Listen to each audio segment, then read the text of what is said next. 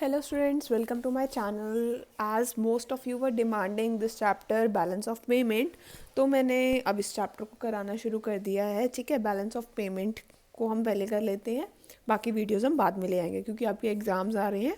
ठीक है, so balance of payment को बहुत ही इजी एक्सप्लेनेशन में मैंने दिया है. आप इसके नोट्स भी साथ साथ प्रिपेयर कर सकते हो. बहुत ही ईजी एक्सप्लेनेशन है. So let's start today's video. ठीक है, सबसे पहले बीओपी क्या होता है, व्हाट इज़ बीओपी. ठीक है, बैलेंस ऑफ पेमेंट का मतलब होता है, balance of payment is difference of exports and imports in a financial year. वो एक्सपोर्ट्स का मतलब क्या होता है और इम्पोर्ट्स का मतलब क्या होता है. एक्सपोर्ट मीन्स जब हमारे इंडिया से सामान बाहर फॉरेन में जाता है, मतलब जब इंडिया से सामान अब्रॉड में जाता है तो उसको हम क्या कहते हैं, एक्सपोर्ट कहते हैं. जैसे हमारे इंडिया से कोई ज्वेलरी जा रही है, टी जा रही है, या कुछ भी जो सामान है, जूट है, जो इंडिया से बाहर जा रहा है उसको हम क्या कहेंगे, एक्सपोर्ट कहेंगे. और इम्पोर्ट्स का मतलब होता है जब बाहर से क्या सामान कहाँ आ रहा है, इंडिया में आ रहा है. जब फॉरेन से इंडिया में सामान आ रहा है तो उसको हम क्या कहते हैं, इम्पोर्ट्स कहते हैं. ठीक है, आई होप आपको क्लियर होगा एक्सपोर्ट और इम्पोर्ट. अब बैलेंस ऑफ पेमेंट का मतलब क्या होता है. बैलेंस ऑफ पेमेंट क्या आएगा, आपका एक अकाउंट है. ठीक है, जिसके अंदर हम क्या रिकॉर्ड करते हैं, एक्सपोर्ट्स और इम्पोर्ट्स को रिकॉर्ड करते हैं एक फाइनेंशियल ईयर में. फाइनेंशियल ईयर मतलब क्या हो गया, 1 अप्रैल से लेके 31 मार्च तक आपके इंडिया से कितना सामान बाहर गया है और बाहर से इंडिया में कितना सामान आया है, वो सब हमारा किसके अंदर रिकॉर्ड होता है, बैलेंस ऑफ पेमेंट के अंदर. ठीक है, एक और डेफिनेशन कर लेते हैं. बीओपी का मतलब क्या होता है, it is a systematic record of all monetary transaction of a country with the rest of the world. बोलते ये क्या है, बीओपी क्या है, एक ऐसा अकाउंट है जिसके अंदर हम क्या रिकॉर्ड करते हैं, सारी की सारी मॉनेटरी ट्रांजेक्शन. मॉनेटरी मतलब जो मनी की टर्म्स में होती है. ठीक है, बीओपी एक ऐसा अकाउंट है जिसके अंदर हम सारी मनी वाली ट्रांजेक्शन्स जो भी हमने बाहर वालों के साथ करी है, रेस्ट ऑफ द वर्ल्ड मतलब फॉरेनर के साथ जो भी करी है during a period of time.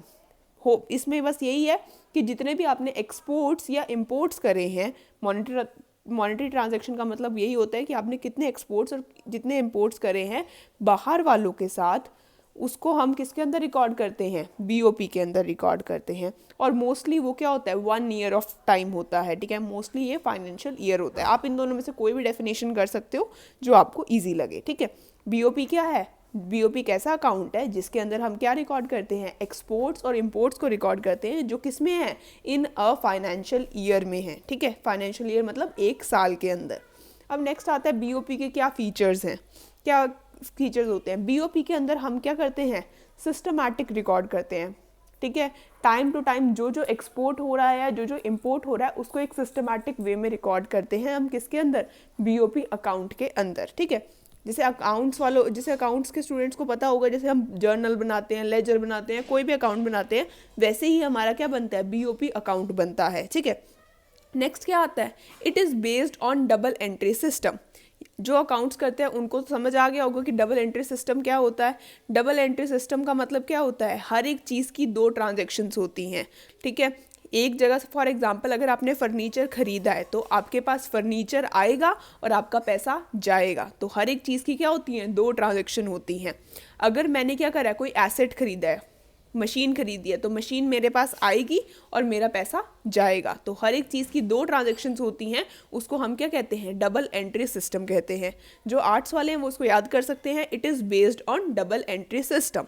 ठीक है, नेक्स्ट फीचर क्या आता है, बैलेंस ऑफ पेमेंट के अंदर 2 तरह की आइटम्स होती हैं. एक होती है विजिबल आइटम और दूसरी होती है इनविजिबल आइटम. अब विजिबल आइटम का मतलब क्या है, विजिबल नाम से पता चल रहा है जिसको हम देख सकते हैं. ठीक है, और इनविजिबल आइटम जिसको हम नहीं देख सकते हैं. तो विजिबल आइटम्स कौन सी होंगी, आपके गुड्स होंगे विजिबल आइटम, और इनविजिबल आइटम कौन सी होंगी, आपकी सर्विसेज. ठीक है, सर्विसेज को आप सिर्फ फील कर सकते हो, आप उनको टच नहीं कर सकते हो. ठीक है, उनको सिर्फ और सिर्फ सर्विसेज को फील किया जा सकता है, लेकिन गुड्स को आप टच भी कर सकते हो. ठीक है, अगर डॉक्टर आपको कोई सर्विस दे रहा है, टीचर आपको कोई सर्विस दे रही है, लॉयर आपको कोई सर्विस दे रहा है, तो सिर्फ आप उसको फील कर सकते हो.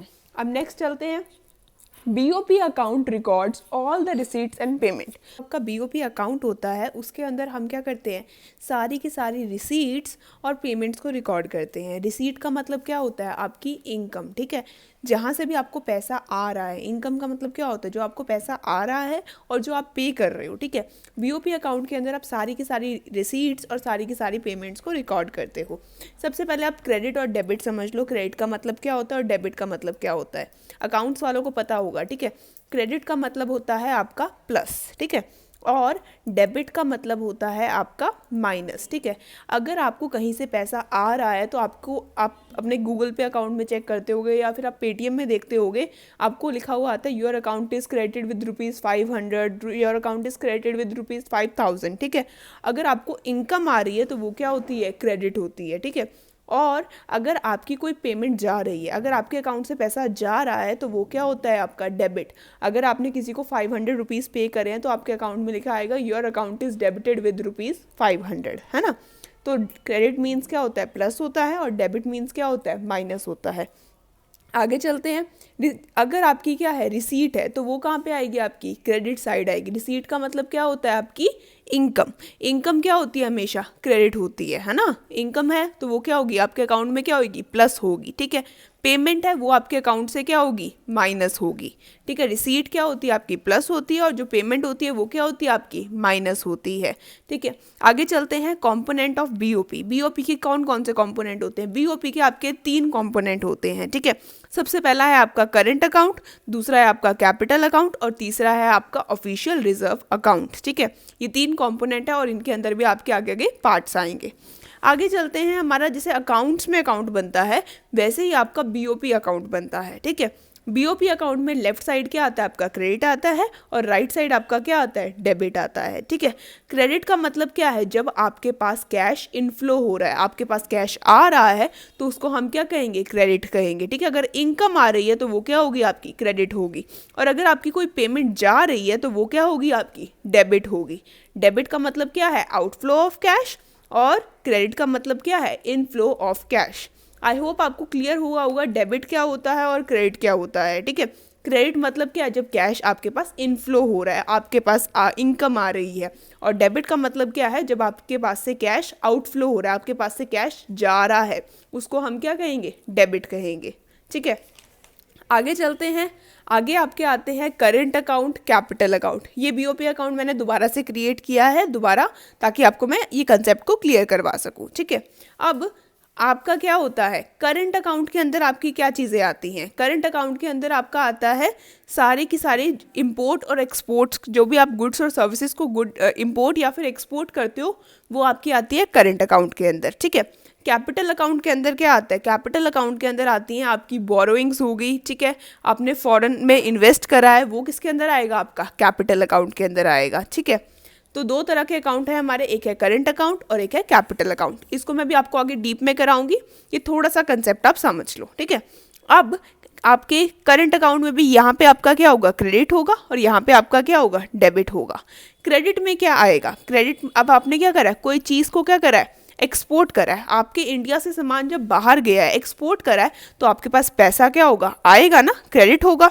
आपने सर्विसेज को एक्सपोर्ट करा है, ठीक है, आपने किसी को सर्विस दी है, तो भी आपके पास इनकम क्या होगी, आएगी। क्रेडिट का मतलब क्या होता है, आपके पास प्लस हो रहा है या फिर आपके पास क्या आ रही है, इनकम आ रही है, ठीक है। तो जब आप क्या कर रहे हो, गुड्स को एक्सपोर्ट कर रहे हो तो वो भी क्या होगा, क्रेडिट होगा। आप सर्विसेज को एक्सपोर्ट कर रहे हो तो वो भी क्या होगा, क्रेडिट होगा। आपने कहीं पैसा इन्वेस्ट करा था, वहाँ से आपको इनकम आ रही है, तो वो भी क्या होगी, क्रेडिट होगी।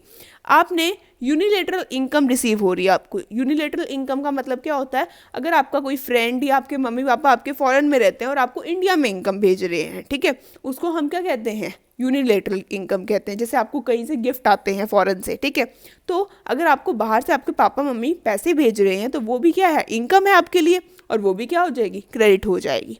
अब डेबिट में क्या आता है, अगर आप क्या कर रहे हो, गुड्स को इंपोर्ट कर रहे हो, ठीक है, बाहर से गुड्स मंगा रहे हो, तो आपके पैसे क्या होंगे, माइनस होंगे, क्योंकि आपको पे करना पड़ेगा। अगर आप क्या कर रहे हो, गुड्स इंपोर्ट कर रहे हो तो आपको पे करना पड़ेगा, तो ये क्या होगा, डेबिट होगा। अगर आप सर्विसेज इंपोर्ट कर रहे हो, ठीक है, आप सर्विस ले रहे हो कहीं बाहर से, तो उससे भी आपको क्या करना पड़ेगा, पेमेंट करनी पड़ेगी, तो ये भी क्या होगा, माइनस होगा। आपने कहीं इन्वेस्ट किया है बाहर, तो भी आपको क्या करना पड़ेगा, पे करना पड़ेगा, तो वो भी क्या होगा, माइनस होगा। आपने बाहर किसी को पैसे भेजे हैं, तो वो भी क्या होगा, आपका माइनस होगा। ठीक है, अगर कोई भी इनकम है तो वो क्या होगी, क्रेडिट होगी। कोई भी आपकी पेमेंट है वो क्या होगी, डेबिट होगी। ये एग्जाम में नहीं आता, बट मैं आपको थोड़ा सा क्लैरिटी कर रही हूँ कि डेबिट क्या होता है और क्रेडिट क्या होता है। कैपिटल अकाउंट के अंदर क्या होता है आपका, कैपिटल अकाउंट के अंदर जैसे अगर आपने क्या करा है, कोई एसेट को बेचा है, तो आपके पास क्या आएगी, इनकम आएगी। तो इनकम क्या होती है, आपकी क्रेडिट होती है। तुमने किसी से पैसा बोरो करा है, पैसा बोरो करा तो आपके पास पैसा आया है, तो वो क्या हो गया, आपका क्रेडिट हो गया। नेक्स्ट आता है, आपने कोई एसेट को परचेज करा है, एसेट को परचेज करा है, तो उसमें तुम्हारा पैसा क्या हुआ है, माइनस हुआ है। आपने कोई पेमेंट करी है, तो ये क्या होगा, आपका डेबिट होगा। तो आपने किसी को पैसा उधार दिया है, उधार दिया तो आपकी पेमेंट क्या हो रही है, आपसे अकाउंट से माइनस हो रही है, तो वो क्या होगा, डेबिट होगा। बस आपने ये ध्यान रखना है, अगर आपका क्या है, इनफ्लो ऑफ कैश है, अगर आपके पास पैसा आ रहा है तो वो क्या होगा, आपका क्रेडिट होगा। इनकम हमेशा क्या होगी, क्रेडिट होगी, और पेमेंट हमेशा क्या होगी, आपकी डेबिट होगी। ठीक है, अगर आपका पैसा जा रहा है तो वो डेबिट होगा, पैसा आ रहा है तो वो क्या होगा, क्रेडिट होगा। आई होप आपको आज का वीडियो लेक्चर अच्छा लगा होगा।